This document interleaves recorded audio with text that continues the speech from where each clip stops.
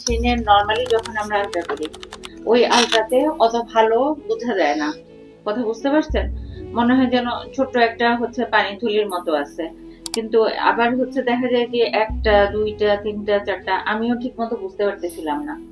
কিন্তু যখন আমরা হচ্ছে এই আলট্রাটা টিভিএস আলট্রাটা করছি, টিভিএস আলট্রাতে হচ্ছে দেখা যাইতেছে যে এটা আঙ্গুরের থোকার মতো তৈরি হয়েছে, এবং হচ্ছে এটা এই একটা জেস্টেশনাল স্যাকের মতো মানে বাচ্চার থলির মতো তৈরি হয়ে সেখানে হচ্ছে আপনার ওইটার বড় হয় নাই।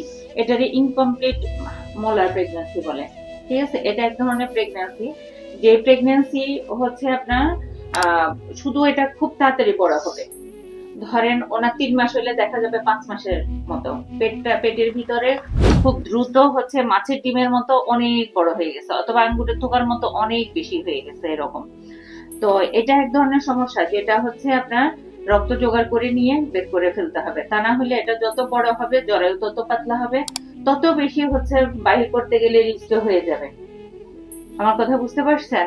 ওই জন্য হচ্ছে এই জন্যই ওনার বিটিএসসি লেভেলটা 1 লাখের উপরে আসছে। এটা আমরা হচ্ছে ইন্ডিকেট করে কি যে প্রেগন্যান্সিতে বাড়ে, তবে নর্মাল প্রেগন্যান্সিতে বিটিএসসি এত বাড়ে না, কিন্তু এই হাইড্রেটিফর্ম মোলে হচ্ছে মোলার প্রেগন্যান্সিতে এটা এরকম হয়। তো এটা কি করতে হবে? এটা বাহির করে ফেলতে হবে। এটার প্রথম চিকিৎসা হচ্ছে বাহির করে ফেলা। 2 নাম্বার কাজ কি করতে হবে? কোন নর্মাল জন্ম নিয়ন্ত্রণ যে বড়ি খায়, 2 বছরে বাচ্চা নিবে না, এবং 2 বছরে হচ্ছে বাচ্চা নিলে আবার এরকম পসিবিলিটি হইতে পারে। এই জন্য হচ্ছে 2 বছর বাচ্চা নেওয়া থেকে বিরত থাকতে হবে। এখন আপনি যদি দেশের থেকে থাকেন তাহলে তো আবার বাচ্চা চলে আসবে।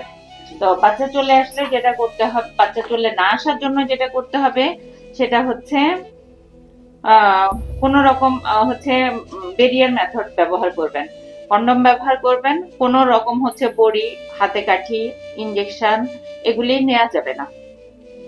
কথা কি বুঝায় বলতে পারছি? এবং হচ্ছে কিছুদিন পর পর 1-2 মাস পর পর, প্রথমে হচ্ছে 1 মাস পরে, তারপর 2 মাস পরে, তারপর 3 মাস পরে ওই বিটিএস এর যে লেভেলটা দেখতে হবে ওইটা বাড়ছে না কমছে।